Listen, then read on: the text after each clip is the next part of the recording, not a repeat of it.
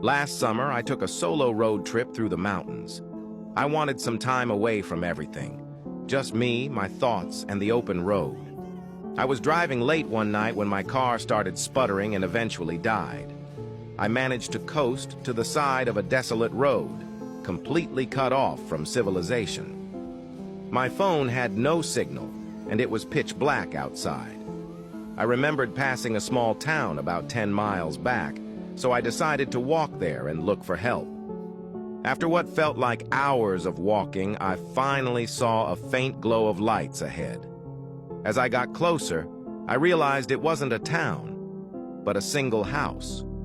It was an old, run-down farmhouse, but at that point, I didn't care. I just needed a phone. I knocked on the door, and after a moment, a middle-aged woman answered. She looked startled to see me, but eventually invited me in. The inside of the house was even more decrepit than the outside.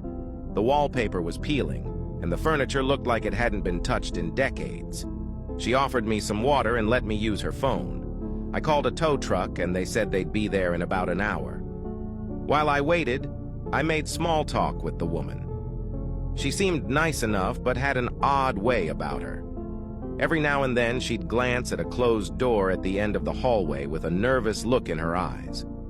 I asked her if she lived alone, and she hesitated before saying yes. About half an hour later, I heard faint shuffling noises coming from behind that door. I asked her if she was sure she was alone. She laughed nervously and assured me it was just the house settling, but her eyes told a different story. Follow for part 2.